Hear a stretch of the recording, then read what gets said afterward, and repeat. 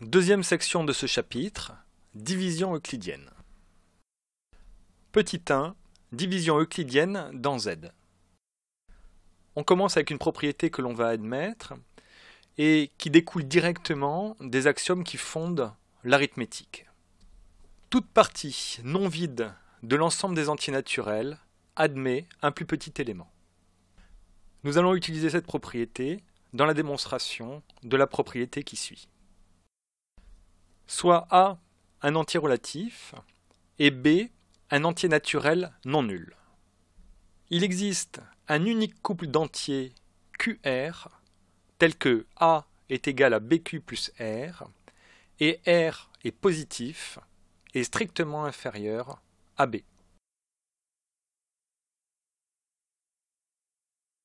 Démonstration. Cette démonstration va se faire en deux parties. D'abord l'existence, puis l'unicité. Pour démontrer l'existence du couple QR, on va distinguer deux cas. A est un entier, on va d'abord le supposer positif, et puis dans un deuxième temps, on traitera le cas où celui-ci est négatif. On commence donc à se placer dans le cas où A est positif.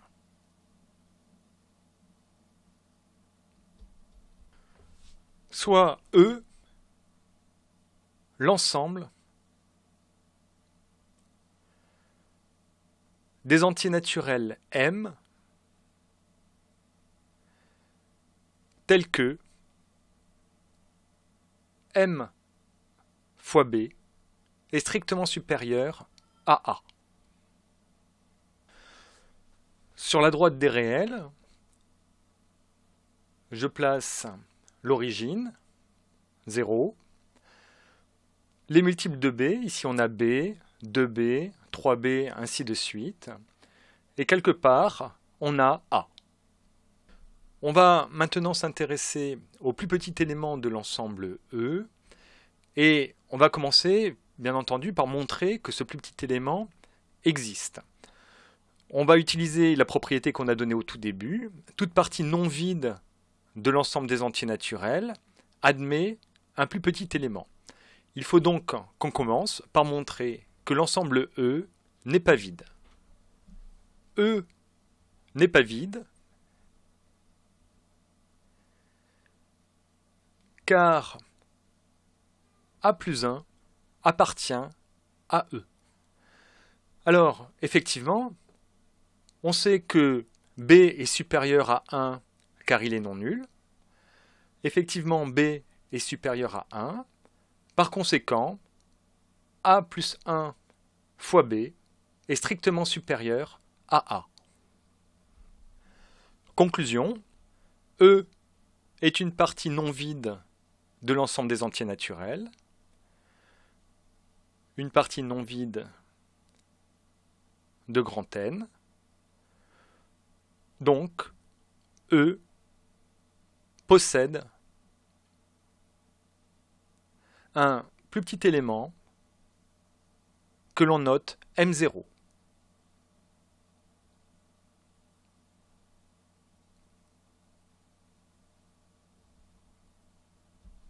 Sur notre graphique, on a ici M0B, puisque M0 est le plus petit élément de E. Et ici, on a M0-1 fois B. Posons maintenant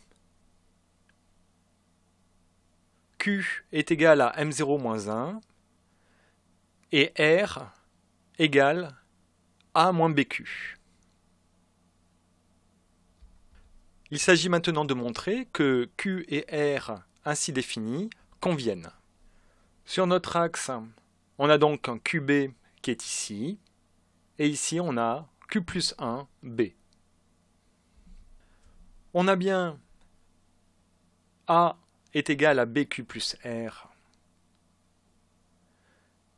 et R positif est strictement inférieur à B. A est égal à BQ plus R, c'est évident, car on a défini R comme étant égal à A moins BQ. Il faut donc qu'on prouve que R est positif et strictement inférieur à B. Alors, en effet, on a M0 moins 1 fois B, qui est inférieur à A, qui est strictement inférieur à M0B. Ceci car M0 est le plus petit élément de l'ensemble E, ce qui implique que QB est inférieur à A et strictement inférieur à Q plus 1B, car on a posé que Q est égal à M0 moins 1. Cela implique, en retranchant QB à chaque membre de ces inégalités, QB moins QB inférieur à A moins QB, strictement inférieur à Q plus 1B moins QB. Après simplification, on obtient 0, on remplace A moins QB par R, donc R positif est strictement inférieur à B. On vient de montrer, dans le cas où A est positif, que le couple QR existe.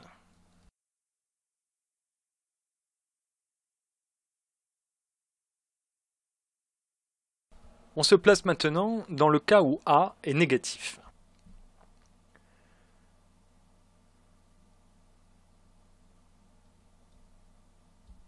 Si A est négatif, alors moins A est positif. On va utiliser ce qui a été fait précédemment en utilisant moins A. Moins A est un entier naturel. Moins A est positif, puisque A est négatif. Donc, d'après ce qui précède, il existe un couple d'entiers QR tel que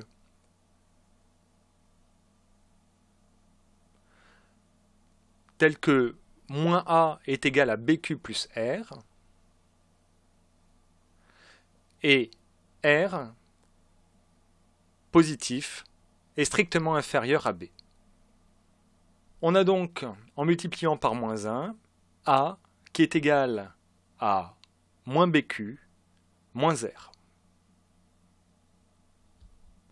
On a maintenant deux possibilités. Première possibilité, si R est égal à 0. Alors dans ce cas, A est égal à B fois moins Q, et le couple moins Q 0 convient. Si R est strictement supérieur à 0, on a A qui est égal à B fois moins Q moins R, ce qui est égal à B fois moins Q moins R plus B moins B, ce qui est égal, en mettant B en facteur, à B facteur de moins Q moins 1 plus B moins R. Comme R est strictement compris entre 0 et B, on a B moins R qui est strictement compris entre 0 et B aussi. On pose alors Q' égale à moins Q moins 1 et R' égale à B moins R. Le couple Q', R', ainsi formé, convient. On vient de montrer, dans le cas où A est négatif, l'existence d'un couple d'entiers qui vérifie les relations de la propriété. Montrons maintenant l'unicité du couple QR. Pour faire ceci, on va supposer qu'il existe deux couples qui sont solutions, et on va montrer que ces deux couples, alors, sont nécessairement égaux. Si il existe QR et Q'R' solution,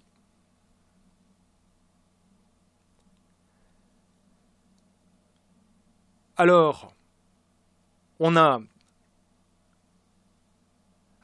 A qui est égal à BQ plus R et A qui est aussi égal à BQ' plus R', avec d'une part, R positif est strictement inférieur à B, et R' positif est strictement inférieur à B aussi.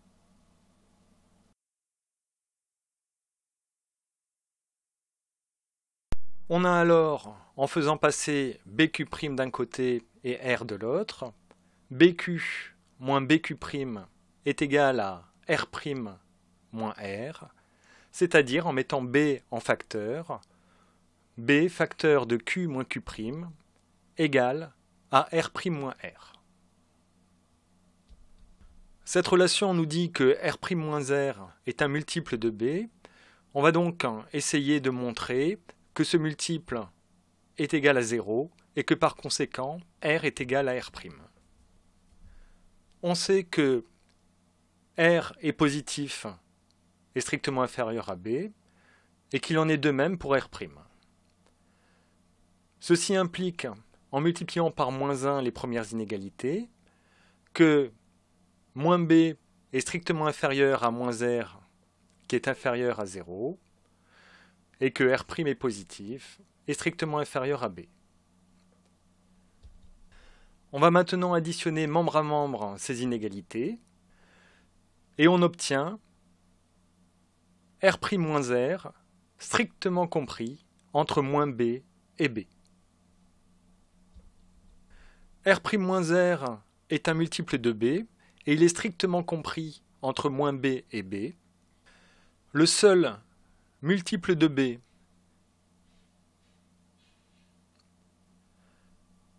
strictement compris entre moins B et B,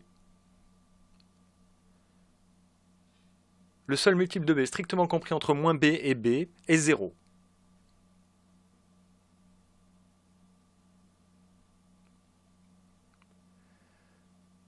Conclusion, R' moins R est égal à 0, c'est-à-dire R est égal à R' et Q est égal à Q'.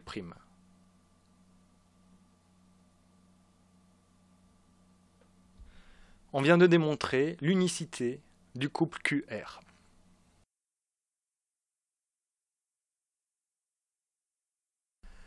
Définition. A, un entier, et B, un entier naturel non nul étant donné. Effectuer la division euclidienne de A par B, c'est trouver l'unique couple QR tel que A est égal à BQ plus R et R positif est strictement inférieur à B. A est ce qu'on appelle le dividende, B le diviseur, Q le quotient et R le reste. Exemple. Effectuons la division euclidienne de 58 par 17. 58 divisé par 17. Dans 58, il y a 3 fois 17. On multiplie 17 par 3. Ici, 3 fois 7, 21. On pose 1, on retient 2. Ça nous fait 51. On retranche 51 à 58. On obtient 7. 58 est le dividende. 17 le diviseur. 3 est le quotient. Et 7 est le reste. 58 est égal à 3 fois 17 plus 7. A est égal à moins 10 et B est égal à 4. On va donc effectuer la division euclidienne d'un nombre négatif. Pour faire ceci, on va commencer par faire la division euclidienne de 10 par 4. 10 est égal à 4 fois 2 plus 2. On a donc le quotient et le reste qui valent 2. On multiplie maintenant par moins 1. On obtient moins 10 est égal à 4 fois moins 2, moins 2. Et on va maintenant appliquer le même principe que ce qui a été fait dans la démonstration lorsqu'on avait A négatif, c'est-à-dire qu'on va ajouter un plus 4 et un moins 4. Moins 10 est donc égal à 4 fois moins 2, plus 4, moins 4. En regroupant ici le 4 fois moins 2 avec le moins 4, on obtient moins 10 est égal à 4 fois moins 3, et le moins 2 plus 4 nous donne le reste qui vaut 2. Au final, on a le quotient donc qui est égal à moins 3 et le reste vaut 2.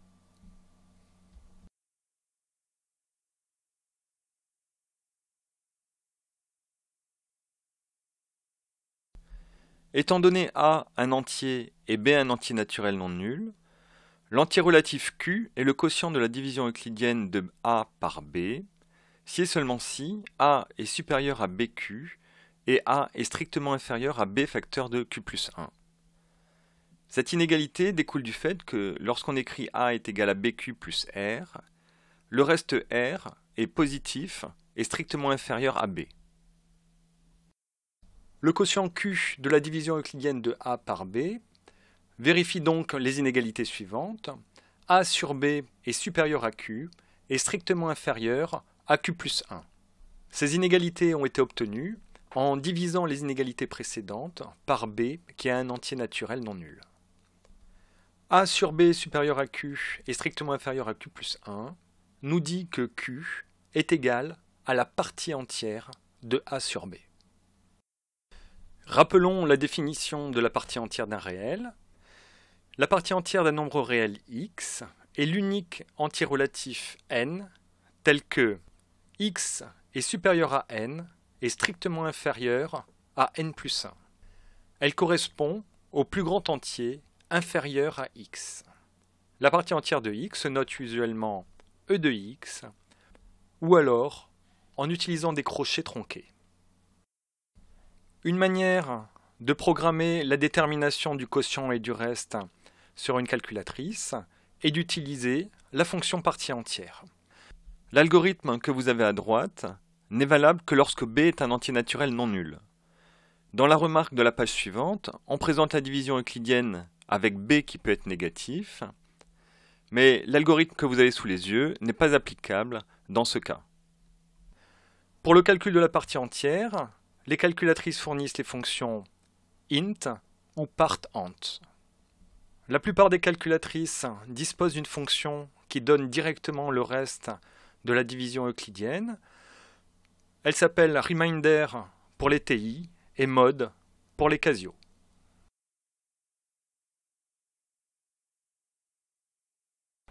Remarque. Étant donné A un entier et B un entier naturel non nul, B est un diviseur de A si et seulement si le reste de la division euclidienne de A par B est égal à 0.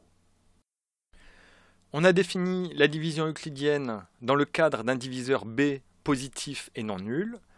On peut étendre la division euclidienne à des diviseurs non nuls de signe quelconque. La propriété à utiliser est alors la suivante. Soit A un entier et B un entier non nul, il existe un unique couple d'entiers QR tel que A est égal à BQ plus R et R est positif et strictement inférieur à valeur absolue de B. Exemple. Effectuons la division euclidienne de moins 19 par moins 5. Pour faire ceci, on va commencer par effectuer la division euclidienne de 19 par 5. 19 est égal à 5 fois 3 plus 4. On va maintenant multiplier par moins 1. On obtient moins 19 est égal à moins 5 fois 3 moins 4. Ce qui est égal à moins 5 fois 3 moins 4 plus 5 moins 5. On obtient donc moins 19 qui est égal à moins 5 fois 4 plus 1.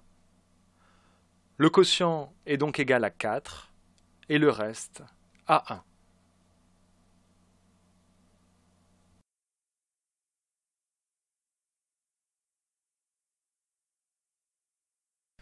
Petit 2, écriture d'un entier relatif.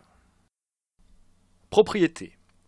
Dans la division euclidienne de l'entier A par l'entier naturel non nul B, il y a B restes possibles qui sont 0, 1, 2, ainsi de suite jusqu'à B-1. Par conséquent, tout entier A s'écrit sous une et une seule des formes suivantes, BQ ou BQ plus 1 ou BQ plus 2, ainsi de suite jusqu'à BQ plus B moins 1, où Q est le quotient dans la division euclidienne de A par B. Par exemple, si on se donne n un entier, il existe un entier k tel que n est égal à 2k ou n est égal à 2k plus 1. C'est une manière de dire que soit n est pair, soit n est impair.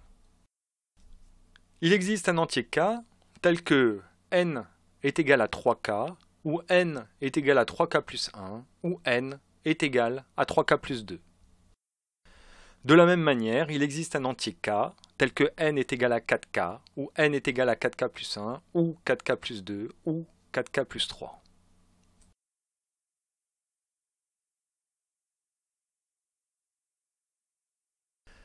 Soit B un entier naturel supérieur à 2. Tout entier naturel n s'écrit de manière unique sous la forme ak b à la puissance k plus ak-1 b à la puissance k-1 plus, etc. plus a1b plus a0, où k est un entier naturel, et pour tout i compris entre 0 et k, on a ai qui est positif et strictement inférieur à b. Il y a là une notation que vous découvrez peut-être. Les doubles crochets désignent ce qu'on appelle un intervalle d'entiers. Ici, il s'agit de l'ensemble constitué de tous les entiers allant de 0 à k. Voici l'idée de la démonstration de cette propriété. On va commencer par effectuer la division euclidienne de n par b. Il existe un couple d'entiers que l'on note Q0, R0, tel que n est égal à Q0b plus R0 avec R0 positif et strictement inférieur à b. On va maintenant effectuer la division euclidienne de Q0 par b, puis on va réitérer ce processus. Il existe donc un couple d'entiers Q1, R1, tel que Q0 est égal à Q1b plus R1 avec R1 positif et strictement inférieur à b. On réitère le processus, on divise maintenant Q1 par b, on obtient Q1 est égal à Q2b plus R2 avec R2 positif et strictement inférieur à b. Et on recommence. Il s'agit maintenant de montrer qu'à un moment donné, le quotient qu'on va obtenir sera nul. Et par conséquent, les quotients qui vont suivre seront nuls aussi.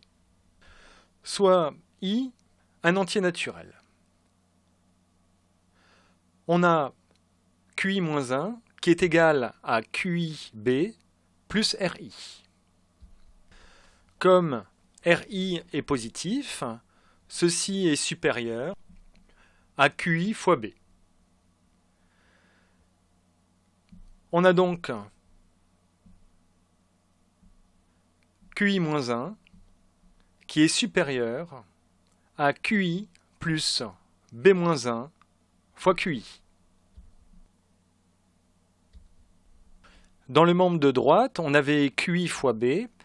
On a ajouté un QI et retranché un QI, ce qui nous a donné QI plus B-1 fois QI. Si QI est différent de 0, comme B est supérieur à 2, l'inégalité précédente nous dit que QI-1 est strictement supérieur à QI. Les entiers naturels, et je souligne naturels pour bien insister sur le fait qu'ils sont positifs, Q0, Q1, Q2, vérifie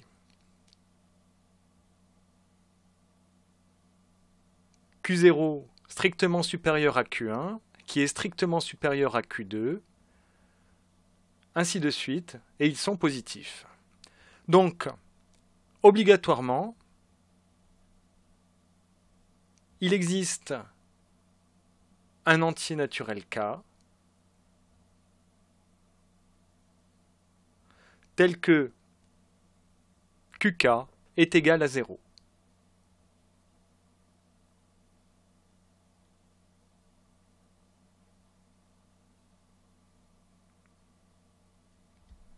On a ici QK-1 qui est égal à 0 fois B, puisque QK est égal à 0, plus RK, avec RK qui est positif et strictement inférieur à B.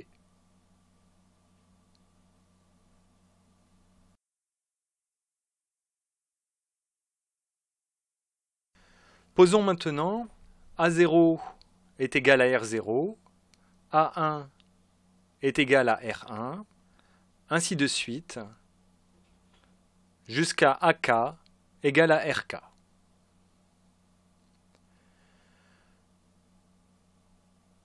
On a donc Q-1 qui est égal à 0B plus AK,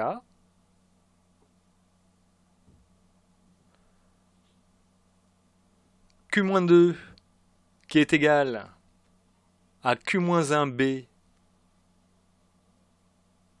plus AK-1, ce qui est égal à AKB plus AK-1. QK-3 est égal à QK-2B plus AK-2, ce qui est égal à, on va remplacer ici le QK-2 par l'expression précédente qui valait AKB plus AK-1. On obtient donc AK fois B carré plus AK-1B plus AK-2. On continue ainsi jusqu'à n qui sera égal à AK fois B à la puissance K plus AK-1 fois B à la puissance K-1 plus ainsi de suite jusqu'à A1B plus A0. L'unicité de l'écriture provient de l'unicité des restes R0, R1, ainsi de suite, donc de l'unicité de A0 qui est égal à R0, de A1 qui est égal à R1, etc.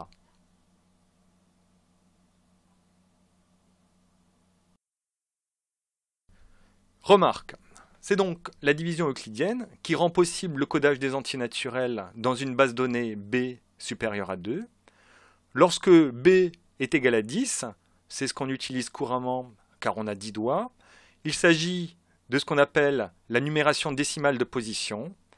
Et lorsque B est égal à 2, on parle d'écriture binaire des entiers qui est très largement utilisée en informatique.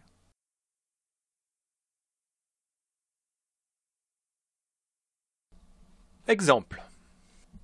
2 fois 3 à la puissance 4 plus 0 fois 3 à la puissance 3 plus 1 fois 3 au carré plus 2 fois 3 à la puissance 1 plus 2 fois 3 à la puissance 0, c'est-à-dire 2 fois 1, est égal à 179. Les chiffres qui précèdent les puissances de 3 sont les chiffres de l'écriture de 179 en base 3. 179 s'écrit, le premier chiffre en base 3 est un 2, le deuxième est 0, le troisième 1, le quatrième 2, et le dernier 2 aussi. Pour dire qu'on a l'écriture en base 3, on va tracer un trait horizontal au-dessus du nombre et on va placer un petit 3 pour préciser qu'on est en base 3. On va maintenant se poser le problème inverse. Un nombre en écriture décimale étant donné, comment déterminer son écriture dans une certaine base. Écriture de 19 en base 3.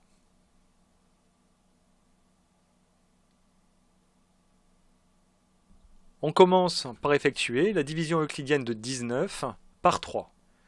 19 est égal à 6 fois 3 plus 1. Le quotient vaut 6, c'est lui qu'on récupère pour réitérer le processus en le divisant par 3. 6 est égal à 2 fois 3 plus 0. Le quotient vaut maintenant 2, on le divise par 3 et on obtient 2 est égal à 0 fois 3 plus 2. Le processus s'arrête là car on a obtenu un quotient qui est nul. Les chiffres de l'écriture de 19 en base 3 sont les restes des divisions euclidiennes qu'on a effectuées. On va effectuer la lecture du bas vers le haut. L'écriture de 19 en base 3 est 2, 0, 1.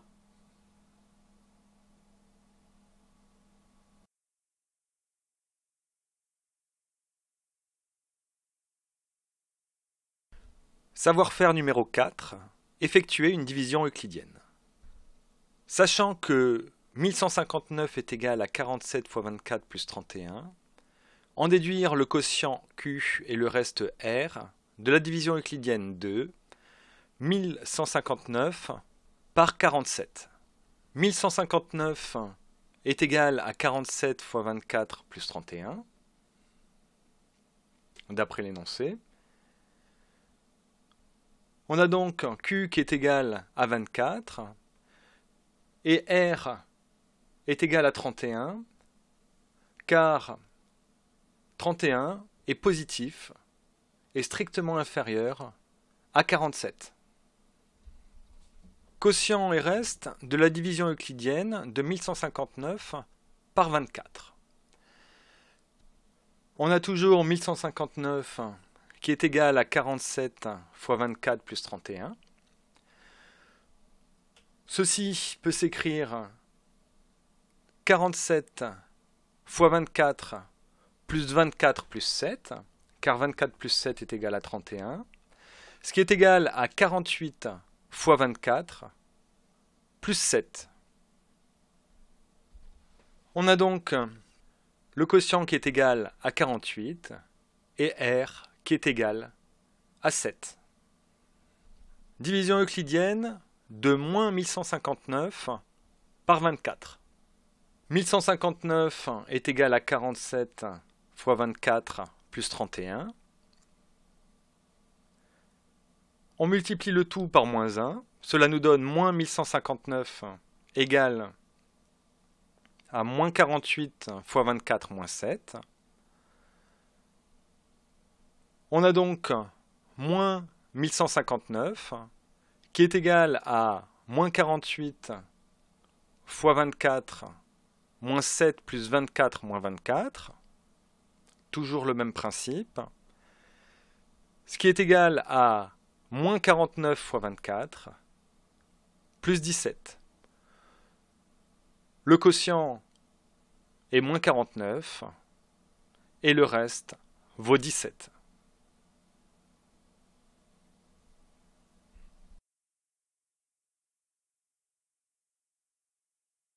Savoir-faire numéro 5.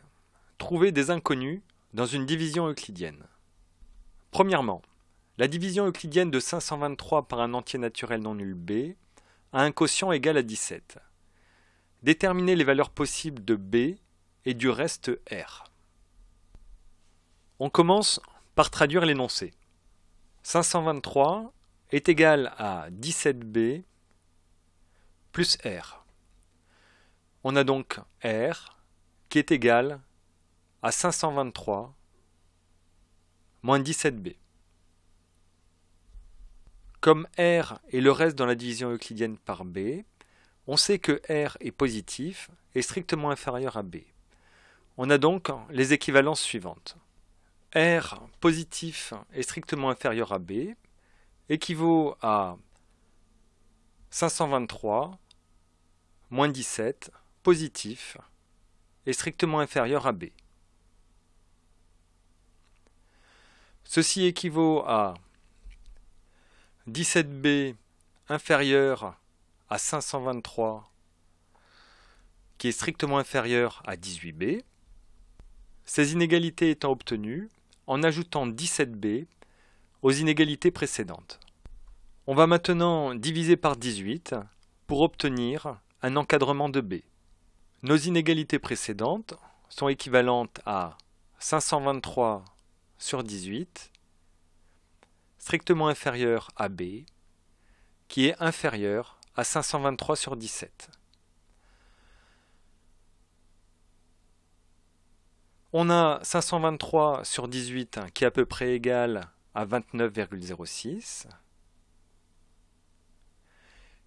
et 523 sur 17 qui est à peu près égal à 30,76. Conclusion, B ne peut prendre qu'une seule valeur, 30. Conclusion, B est égal à 30. Et par conséquent, R est égal à 13.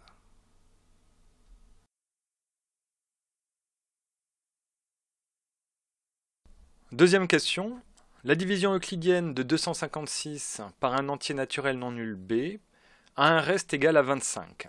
Déterminez les valeurs possibles de B et du quotient Q. D'après l'énoncé, 256 est égal à QB plus 25. Et 25 est strictement inférieur à B, car 25 est le reste dans la division euclidienne de 256 par B. On a donc QB qui est égal à 231 et 25 qui est strictement inférieur à 231 sur Q. On sait que Q est différent de 0, car 0 n'est pas solution. Q est donc un diviseur de 231,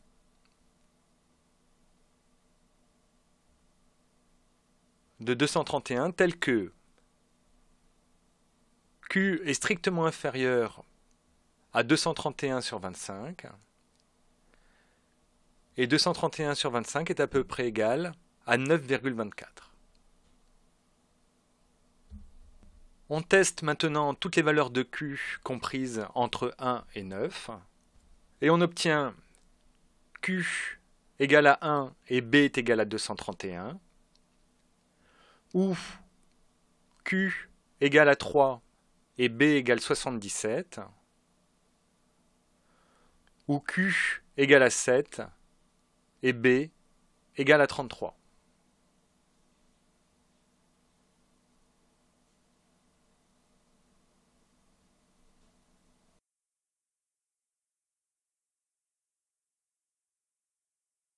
Savoir-faire numéro 6, effectuer la division euclidienne de deux entiers qui dépendent d'un entier n.